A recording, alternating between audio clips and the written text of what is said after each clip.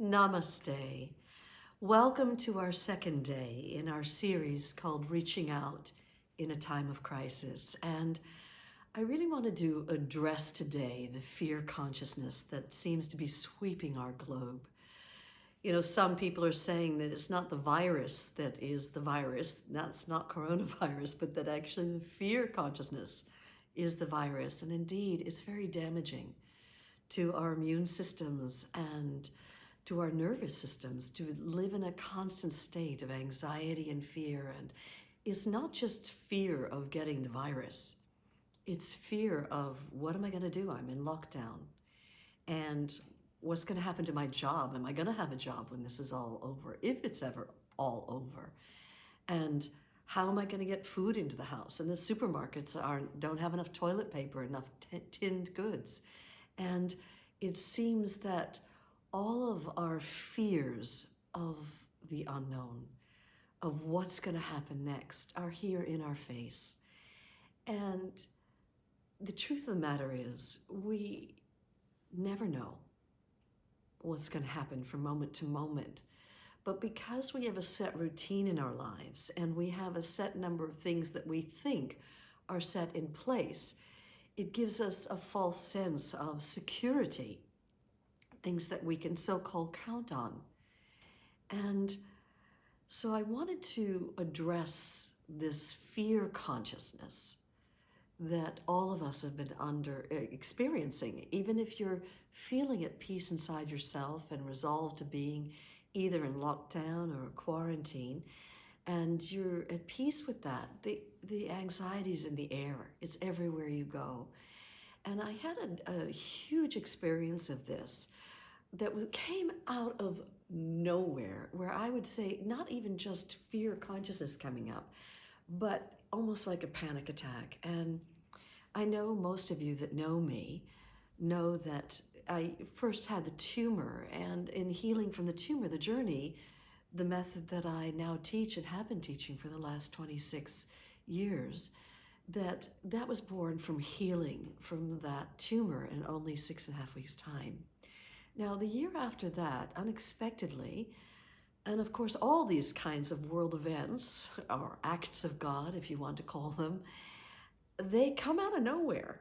You know, and I was at that point, I'm a New Yorker, but I'd moved from New York to a little tiny beach shack on the beach in California, in Malibu, California.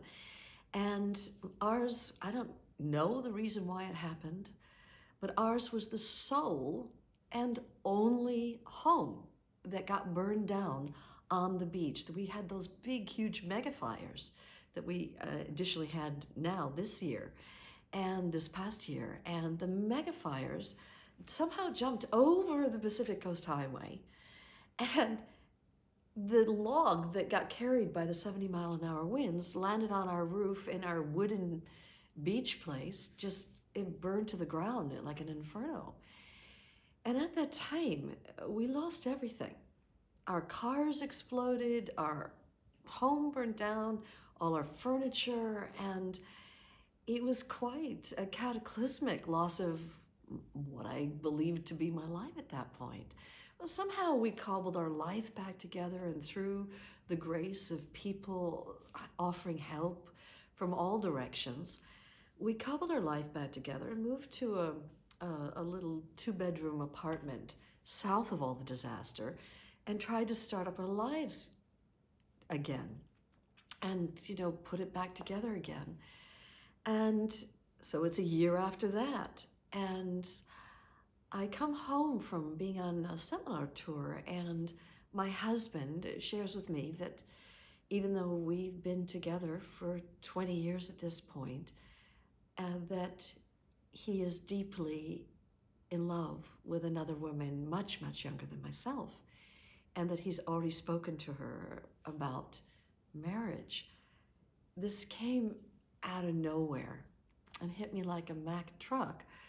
And I had considered him to be the great love of my life at that point. And of course, yet another thing that coming from the unknown, just out of nowhere. And so the next year was spent in really basically trying to cobble a life together on my own, by myself. And we'd gone to not even a lawyer, we'd just gone to an arbitrator who could arbitrate just an agreement that we had. And even though by that time we had been together for 21 years, that we'd agreed not to cut everything in half, but instead that he would give me a modest spousal support check for 2 years so that I could get myself back on my own 2 feet. Because at that time, much of my vocation was in serving Tony Robbins and their seminars, serving my husband in his career, and only a small part of my income was actually in giving private therapy in my private practice. And so I needed a couple of years, and I was then 42 years old and needing to start life anew, And so anyway, I somehow managed, and a year had gone by and the divorce had come through. And in all this time, a life-threatening tumor, our house burning down, loss of the marriage, loss of my job at that point, loss of everything that I considered to be my life, I couldn't say that I had overt fear running my game. Of course there was devastation. Of course there was loss. Of course there was heartbreak. But fear was not the consciousness that was coming up through me. And I can remember so clearly, as if it was yesterday, I was there in that small 2-bedroom apartment there, south of all the devastation. And I was vacuuming the carpet in my living room. And out of nowhere, like huge fear came rising up. And I didn't know this, but I had fear of feeling fear. I had fear of feeling the emotion fear.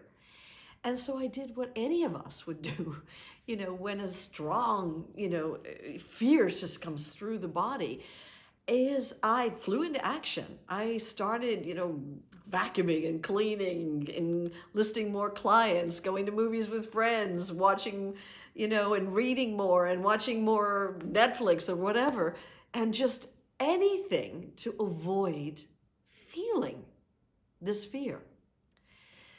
And it was about a week later, and once again I was vacuuming the carpet, so doing some inane task. And again, up comes this fear. I mean, almost like panic out of nowhere. And again, I'm just throwing myself into more and more action, more activity. And I'm on the run. I'm on the run from fear. The third time this happened, I was standing in front of my couch, vacuuming, and I looked down at the carpet and I thought, I vacuumed that carpet yesterday and I haven't even sat on this couch. This carpet's been vacuumed within an inch of its life, And I just finally said, Brandon, what are you running from facing here? And I sat down and I closed my eyes and I asked, Brandon, what are you running from? What are you afraid of? And a picture of my spousal support check arose in my awareness, and the fear that it wasn't coming in and it was due in a few days' time. And I'd already had 1 or 2 of them come in, but this fear that the spousal support check wasn't coming in. And I thought, surely, after all I've been through, a life-threatening tumor, a house burning down, a loss of a marriage, a loss of my job, a loss of everything, I'm afraid because there's a spousal support check that's not coming in. And I thought, surely that can't be the real fear. That must be some sort of surface manifestation. And so I sat down and I took a piece of paper and I thought, I'm going to get to the bottom of this fear. And I wrote at the top of the piece of paper, okay, what's the worst that could happen? And I closed my eyes. I said, okay, what's the worst that could happen? Let's say that spousal support check doesn't come in. What's the worst that could happen? And I made a picture, and it was a picture of, after about 2 months, I'd run out of funds, and that my landlord, who I was very close to, was going to kick me out of that apartment. And as I saw this picture of my landlord kicking me out, because that's exactly what would happen, not because he wanted to, but because I couldn't pay the rent anymore. And I asked myself, well, how does that make me feel? And there was just this overwhelming fear of the unknown, and also shame that a landlord who I'm close to, who cares about me and who I care about, would be compelled to throw me out at the age of 42 years old because I couldn't pay my rent. And I said, okay, if that happened, what's the worst that could happen? And I made a picture of, well, I'd have to go stay with someone. I made a picture originally of going to stay with my mother, and immediately I crossed that out as there's no way I was going to become, at the age of 42 years old, a parasite to my mother. And so I made a picture of going to go stay with my closest, dearest friend. And we have a saying in the United States that you wear out your welcome. And I knew that my friend would welcome me in for a couple of weeks, but there would come a point where she too would feel, in a kind way, but to, kind of push me out of the house. And when I saw that picture and I said, well, how does that make me feel? Just this feeling of devastation and heartbreak and humiliation that my friend would throw me out of her house after a couple weeks' time. And I said, well, if that happened, what's the worst that could happen? I wanted to scrape the barrel, the bottom of the barrel, get to what is the real core fear here. And I said, if that happened, I got thrown out of my friend's house and there was no place else to go, then what would happen? And I made a picture of myself on the streets of New York, my hometown, and I'm sitting there with a cup as a beggar. All my educations, all my certification, my advanced degrees, all the diplomas, all my life experience and background, and I would end up as a beggar on the streets of New York. And I asked, how does that make me feel? And what's really here? And the core fear was that intrinsically, I believed I did not have what it takes to survive. That it didn't matter how much education I had, how many diplomas I had, how many advanced degrees and certifications, how much life experience, that at rock bottom, I had a core belief, a core fear, that intrinsically, no matter what, I did not have what it takes to survive. And when I surrendered to that feeling, this fear of not having what it takes to survive, I said, okay, well, what if it's true? You don't have what it takes to survive. And I made a picture, and of course, well, if I don't have what it takes to survive, the body would die. And I kind of saw in my mind's eye my physical form dissolving. It started to just fall away, dissolve away, and I fell into an infinite presence, sort of a nothingness, a presence of stillness, of peace that was pervading all of existence. And And there was this direct recognition that even if the body died, this that I am, that is part of the fabric of all of existence, the universe, does not die. Spontaneously, unexpectedly, I'd fallen into my own soul, into this vast, boundless presence of peace, of awareness, of love. And there was the realization that this that I am is eternal. And I asked, well, who am I? Who am I? If I'm not the body, who am I? And as I began to ask that question, I kept opening deeper into this boundless presence, which I didn't have a name for, but it had a sense of light, of peace, of stillness, of rightness, of at-homeness. And I just kept asking and opening in this that I am. And I opened my eyes and I thought, okay, I now know what my deepest fear was. My deepest fear was that I did not have what it takes to survive. That I didn't have intrinsically the wherewithal to survive. And I circled that fear and I said to myself, okay, let's say I do a journey process and I really finish with that fear, which is what the journey process helps you do. I then asked myself, and I turned the page over, what's the best that could happen? Let's say I face down and clear and finish with that fear, that I do not have what it takes to survive. What's the best that could happen? And I just started letting it free flow, like it was just downloading, just automatic writing.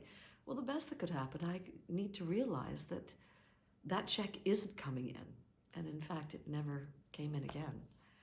And that I need to get real and get myself down to the meditation center that's there in Santa Monica and see if I can find a roommate who could help me cut the bills in half so they can stay in one bedroom, I'll stay in another, and that would immediately cut the bills in half. And I asked, well, if I did that, if that happened, then what would happen? Well, the best that could happen is not only do I cut my bills in half, is that would buy me the time I need to finally find the courage to call up my friends in the seminar business, which I've been in virtually my whole adult life, and let them know I had this amazing work called The Journey that people could undergo to really get to the root cause of what was causing any of their emotional issues and finish at the deepest level, to come home to the peace inside, and to also clear whatever cell memories are stored in the body. And that if I could buy myself some time, I would call up my friends and I would offer to them, listeners, and share with them this amazing work that had given birth to itself through me as a result of healing from that tumor. And I thought, okay, if I did that, called my friends and offered to give a journey seminar in their houses and split the money with them, then what would happen? What's the best that could happen? Well, the best that could happen is that a lot of people experience not only cellular healing, but they awaken and come home to the truth of who they really are, to the love inside of themselves, to the peace that is their own soul.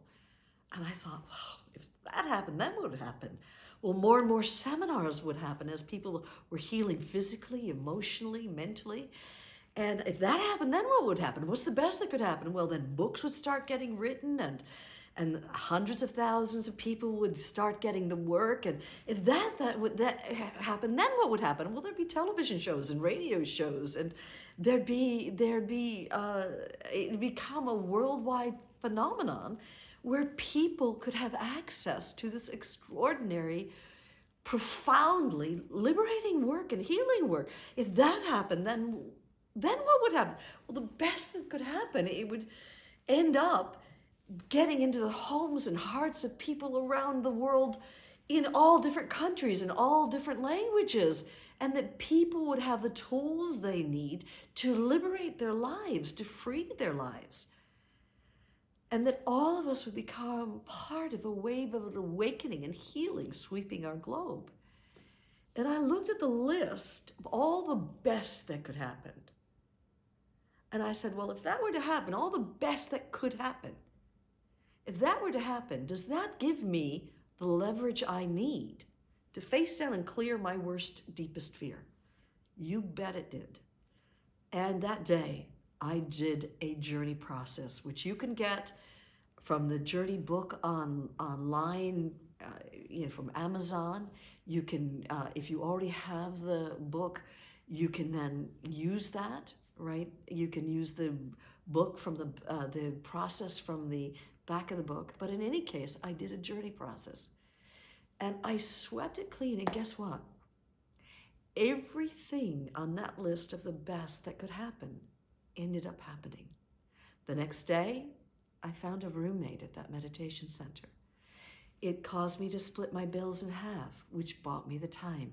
I started calling friends, and it first started as a few seminars happening in people's homes, but very quickly it started developing and growing, and I ended up then giving big seminars all over Europe, America, Australia, the Middle East, and then a book was written, and it became an international bestseller. Over 1 million copies already have been sold. And then after that, I mean, we actually have 6 books in our family of books that we have, and I ended up now working in 39 countries, and it's translated into 24 languages, and I've been in over, 200 television shows and over 400 newspapers and magazine articles, and on and on. Everything that was on that list actually ended up manifesting because I found the courage to face down my worst fear and get to the real root. What's driving that fear? Which in my case was fear that I didn't have what it takes to survive. And in opening and surrendering wholly to that fear, letting it have me, falling into my own self, into the soul. So if you feel that this is speaking to you, and you've got a half an hour of time right now, I'd like to suggest that you get a piece of paper, and on one part of the paper you write down what's the worst that could happen. It's going to drive up your fears, and you'll make a picture. Draw a line down the middle of the page. How does that make me feel? And if that happened, then what's the worst that could happen? And let the picture, how it makes you feel, the picture, how it makes you feel, the picture, how it makes you feel, until you scrape the bottom of the barrel, which for most of us is the fear of non-existence. Non-existence of a body, non-existence of the mind, non-existence of our identity that we identify ourselves as. And if you open wholly and surrender into that deepest, darkest fear, you will find yourself free falling and dissolving and opening into your own soul, into this vast, boundless presence of love, of light, of peace. And then you can begin asking, well, who am I? And it'll carry you deeper into your soul. Then you turn the page over. And at the top of the page you write, if I face and clear my worst fear, what is the best that can happen? And you write enthusiastically, if I've cleared that worst fear, what's the best that could happen? And you start writing, just writing with a lot of enthusiasm. And when you're done with that, you look and drink in the best that could happen, and look at that list of that worst fear, that circled worst fear, and ask, does this list of the best that can happen give me the courage I need to do a journey process and get to that worst fear? And if it does, then I recommend, I think there's an audio version of me online. There's the book online. You can get together with a friend if you've got the scripts, and just process with each other and finish with it. All the journey is born from that one day that I found the courage to face down and clear my worst fear. And so you've got nothing to lose but a bunch of baggage, and you've got everything to gain by finally finishing this game of running from your fear, and instead turn in and offer yourself to the tiger's mouth of fear. I promise you the liberation you will feel, the recognition of who you really are, is worth it all. And it's from that place of stillness, of peace, that a wordless, conscious action can birth itself, where you feel a guidedness, not from the craziness of our monkey minds, but a guidedness from the heart, from this that is your own infinite awareness. And when you're pulled into action by that stillness, by that peace, you'll find that all the doors will open up for you to have conscious actions, even during this time of craziness in our world. And you can then become a living transmission of this stillness, helping bring your family home to this stillness, your friends home to this, trading processes on Skype, online, and giving yourself the gift of coasting through this time of living in the unknown. We're always living in the unknown, is the truth of it. From a place of an underlying peace. And so I pray you'll use this as an invitation to discover the truth of who you are, the love, the peace that is your own essence. And that peace will guide you and help you navigate through the storm that we're all living in right now. And so a heartfelt namaste.